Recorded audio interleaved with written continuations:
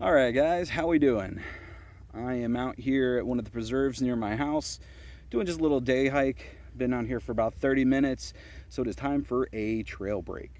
So trail break is going to be a new segment that I'm going to try to do once a week, just to share some tips and tricks, and maybe give you guys a little bit of the experience that I've had and share with you guys. Some of them are going to be real obvious, I'm not going to lie, but I feel like it's stuff that people might overlook.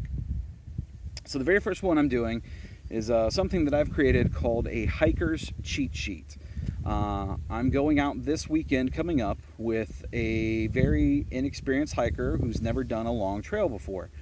So I don't want them to have to worry about anything or look up information or try to search a phone when there's no cell service. So I put together this cheat sheet. Now on the cheat sheet, it's got the name of the place that we're going to be going. So we're going to Colt Creek. It's got the address, so if anything were to happen and they actually had to call emergency services, they could provide them with the actual address to the park instead of trying to have them look it up. Most of these places, 911 call centers can look it up by a common place or a name, but just in case. It's got our start and end date of the hike. It's got a place for the ranger's number, which we won't get until we get there because it'll depend on which ranger is on call.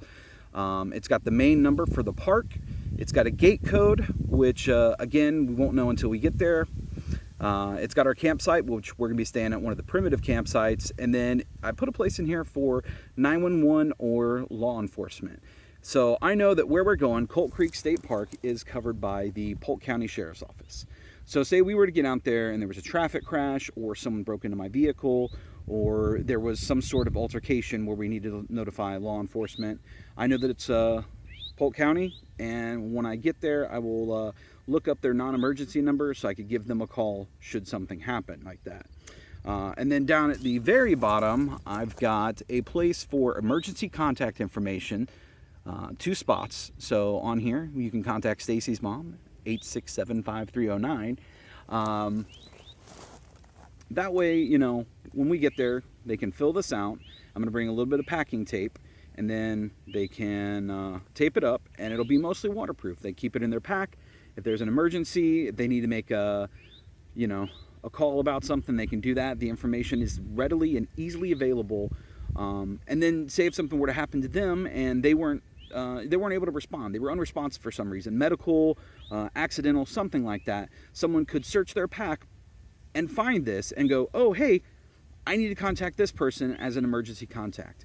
I think it's just a very easy safety measure to keep in place that is going to be very unobtrusive, provide a lot of easily accessible information, and so you get out there and your cell phone's not working, or you only have the ability to make phone calls, not look anything up.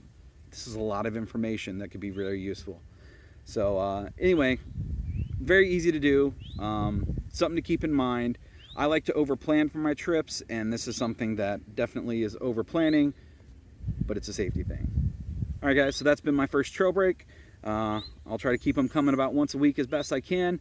Please like and comment below. Let me know what you guys think of the hiker's cheat sheet. Is there anything I'm missing from here? Anything you'd like to see on it? Let me know, and I'll try to update mine. Anyway, for Trail Breaker, I'm out, guys. Have a good one.